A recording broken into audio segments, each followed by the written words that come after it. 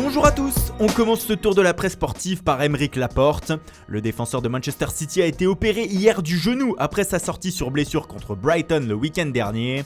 C'est ce qu'ont annoncé les Citizens dans un communiqué sans préciser la durée d'indisponibilité du Français.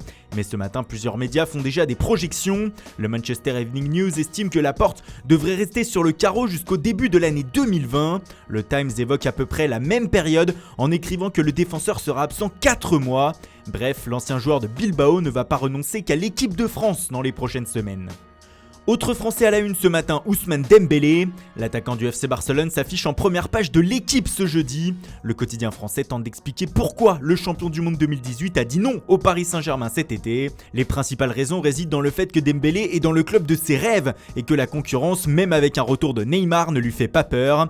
Mais en attendant, le Français est blessé et le Barça doit le remettre sur pied. Et pour cela, le club catalan a un plan, selon Mundo Deportivo. Les Blaugrana, via son agent et Eric Abidal, vont le surveiller de près en ce qui concerne les temps de repos, la nourriture et les soins pour préserver son corps. Une opération de communication est aussi prévue par le Barça dans les prochaines semaines afin de redonner une image positive à Dembélé auprès des supporters. Ce dernier devrait réaliser plusieurs interviews afin de montrer sa détermination à réussir. L'autre indésirable de l'été, Ivan Rakitic, voit aussi sa position évoluer. Selon les Sportiu, Ernesto Valverde a changé ses plans pour lui. Il va désormais faire partie intégrante de la rotation au milieu de terrain, malgré la très forte concurrence. On reste en Catalogne où Sport est toujours obsédé par le non-retour de Neymar. Les joueurs de l'effectif Blaugrana aussi, semble-t-il. En effet, comme le rapporte le média, Luis Suarez a lâché ses vérités sur l'été de son ancien coéquipier. Neymar a fait tout son possible pour revenir, a indiqué l'Uruguayen dans des propos relayés par AS hier. Dans une conversation WhatsApp, on parlait de tout. On savait qu'il a vécu des moments difficiles, complète Suarez. Mais finalement, la star brésilienne est restée au Paris Saint-Germain. Lui aussi est resté du côté de la Juventus Turin, c'est Emre Can, mais le milieu de terrain allemand a vu sa situation évoluer négativement depuis la fin du marché des transferts. En effet, il n'a pas été retenu dans la liste des joueurs pouvant disputer la Ligue des Champions cette saison avec la vieille dame. Du coup, l'ancien joueur de Liverpool s'est lâché hier. C'est extrêmement choquant pour moi. La conversation n'a duré qu'1 minute, je n'ai eu aucune explication. Cela me met très en colère. Je tirerai mes conclusions et je parlerai avec le club après mon retour, a-t-il déclaré.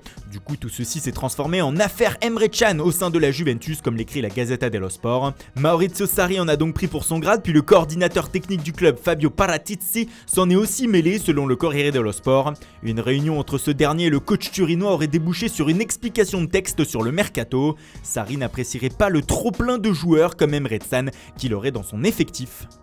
Un autre bilan du mercato maintenant, il concerne les chiffres au niveau des dépenses. Et comme le rapporte le magazine Kicker, un nouveau record a été battu par les 5 grands championnats sur le marché. En effet, selon le cabinet Deloitte, la Première Ligue, la Liga, la Bundesliga, la Serie A et la Ligue 1 ont déboursé pas moins de 5,5 milliards d'euros cet été, soit 1 milliard de plus quasiment que l'année dernière. Et le chiffre est sans doute loin d'être à son maximum quand on pense au prochain mercato. Et on termine par l'affaire Romelu Lukaku qui dépasse les frontières italiennes. Victime de cris racistes dimanche soir avec son équipe de l'Inter Milan à Cagliari, l'attaquant belge a reçu le soutien de plusieurs footballeurs actuels ou retraités. Certains ont même proposé des solutions comme Paul Ince qui se retrouve à la une du Mirror. L'ancien milieu de terrain demande à l'UEFA de priver de Coupe d'Europe les équipes qui ne luttent pas contre ce fléau dans leur stade. Il propose aussi de retirer des points en championnat pour ces équipes. Vincent Kompany aussi est monté au front, comme le rapporte le Sun. Le défenseur d'Anderlecht a demandé plus de diversité dans les instances du foot anglais. Enfin, Dembaba, de son côté, a carrément appelé les joueurs de couleur noire à quitter la Serie A et à boycotter le championnat. Voilà, c'est tout pour aujourd'hui. Merci pour votre fidélité. Bonne journée à tous et rendez-vous dès demain matin pour une nouvelle revue de presse.